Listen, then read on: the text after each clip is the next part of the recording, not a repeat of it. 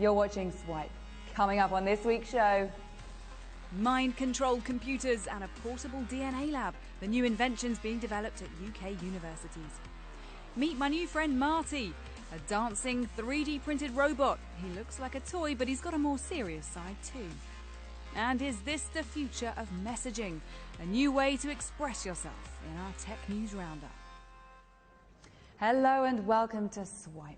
This week we're in central London at the Royal Institution. Their slogan is "Science lives here." And today they're really proving that, because inventors and engineers are showing off some of the newest technologies being developed in the UK. Here's Stu with some of those groundbreaking inventions. So it's punch now. Oh, very good. Controlling a computer with the power of my mind. This wearable neurotechnology allows me to play these games without moving. It could help people who can't move because of disabilities or injuries to communicate. The idea of the gaming is to motivate people while they train. So even people that we work with, patients and so on, we'll get them to use these games as a means to learn how to modulate their brain activity and to improve at modulating their activity. And once they've mastered it or got a level of accuracy that's reliable, then they can move on to possibly answering questions or doing some other things with assistive technology. Other inventions on show here include these fabric electrodes, which could change wearables, allowing technology to be woven into your clothes. They're a refined version of the ones you may have seen used in pain relief in a TENS machine, for example. The old type is very sticky, and so it's not comfortable to wear, and it's not washable, so it's not suitable for long-term use. With mine, it's a dry electrode, which is comfortable to wear. Then we integrate into a piece of clothing, so it's easy to use, and it's washable, therefore it's reusable and cost-effective and cheaper. These inventions have been made at UK universities, and the inventors are here working with the Royal Academy of Engineering to meet investors. Some of the products you probably won't want for personal use, but they could make a difference to specific professions or hobbies, like this invention, a DNA lab that's been condensed into a laptop-sized case. Each 3 or 4 bits of these kits would be separate, so they'd be kind of like their entire entity, and they can really vary in size, anything from something that's relatively compact, maybe the size of this box, to fitting this entire table. But then the other advantage of the Bentelab is that it costs £700, so that's a huge reduction. The best you could get it for on the market at the moment, the similar kind of tech, would be £4,500. These inventors are improving on their designs all the time. You'll be able to see the updated Bento Lab and NeuroConcise's new headset design in the near future. Stuart Duggan, Sky News. Stay with us here at the Royal Institution. I'll be meeting a 3D printed wiggling robot. That's coming right up after a roundup of some of this week's other tech news. Sending a message just got way more expressive. A new app's launched that interacts through personalised animations, acting out whatever you want to say. Raw can also automatically convert hashtagged words into avatar actions and let you impersonate celebrities. And while we're on the subject of communication, take a look at this gadget that apparently fits inside your ear, translating foreign languages. Can you hear me in French? Pouvez-vous me entendre en français? Oui. The creators of Pilot claim it's the world's first smart earpiece, which translates between users speaking different languages. They're beginning crowdfunding on Indiegogo. The clever students at Stanford University have come up with a flying robot that can land on walls and ceilings. The quadcopter can stay perched in its position, filming video for hours until its battery runs out. The technology could be used in earthquake and fire rescues, or for things like crack inspections on bridges and dams. In Rwanda, drones are said to be used for carrying blood and vaccines to transfusion centres to make deliveries faster. The government there is working with US-based robotics firm Zipline to begin the drone flights by August. Stick around for our games review. Doom makes a comeback, and it's not the only first-person shooter we've got in our sights. Now remember that robot I mentioned earlier? Come and meet Marty and his creator Alex here. Hello, Alex. Hello. Now, are these Marty's brothers, or are they all called Marty? Well, these ones are all called Marty because I'm not very imaginative. if you have your own one at home, you can call it whatever you like. And how is Marty different from any other little robot that can shake his legs like that? Well, as you can see, what makes him really special is the way that his legs move. And they actually use fewer motors than a normal robot would, and that makes them easier to program and cheaper to build. And who did you design Marty for?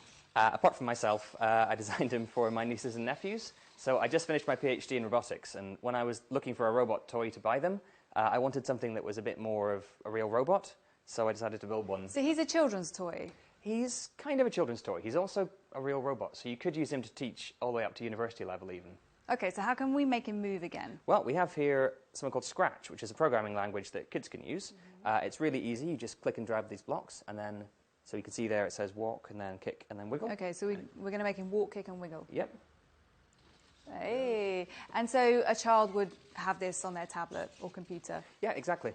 So they're learning to program as well as playing with a toy? Yep, exactly. Now, see, when I was a kid, if I had a toy, that's great. I love playing with toys. But if I found out that it actually had a dual purpose and it really was trying to teach me, it was an educational tool, I don't know whether I'd want to play with it anymore. It's a tricky balance. I mean, what we have to do is to make it something that's fun. Like, so Minecraft, there's a way that you can use Python, a programming language, to mess around in Minecraft, and it's still fun. So we're trying to do the same thing, where you can use Scratch or you can use Python to play with the robot. And even though you may be learning a bit, you're still also thinking about football strategies or other stuff, so you don't mind too much.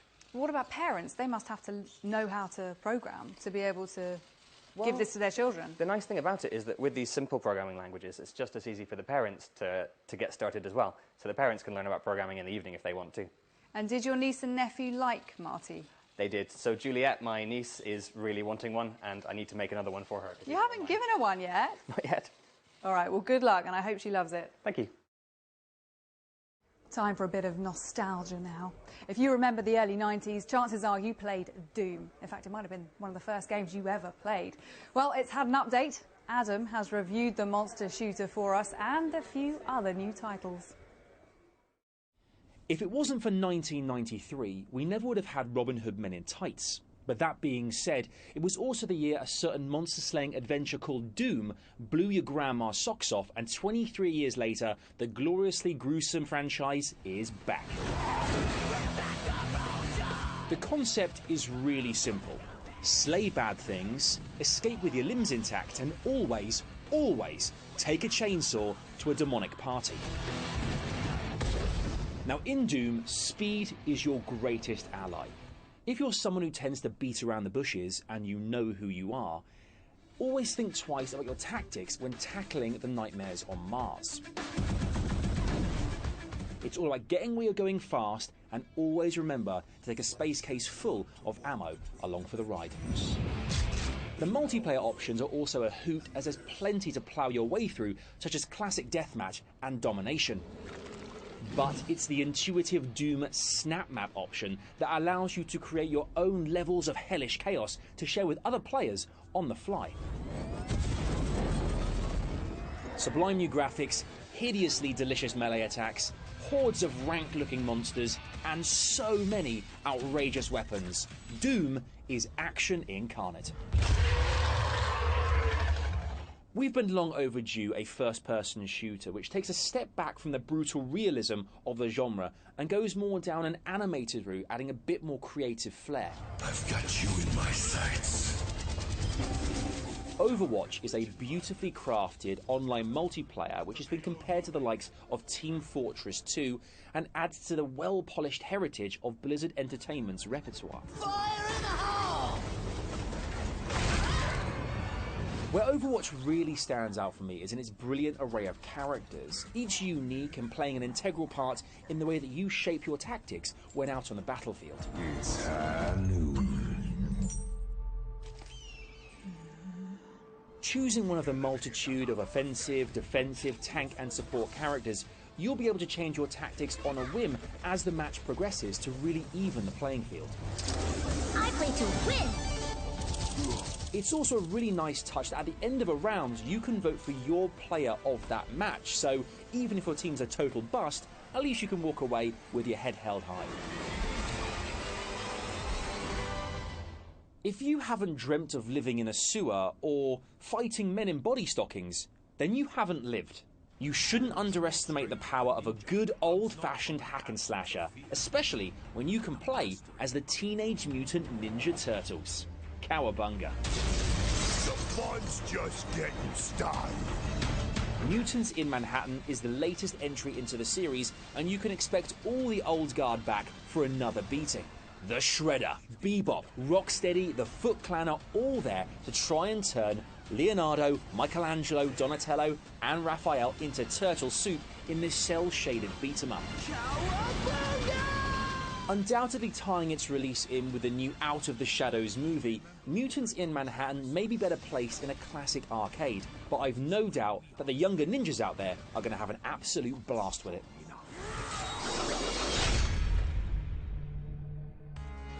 Well, that's it for this week. Take a look at Sky News on mobile, tablet, catch-up, Snapchat and Sky Q for all the latest tech stories throughout the week. I'll see you again next time. Bye-bye.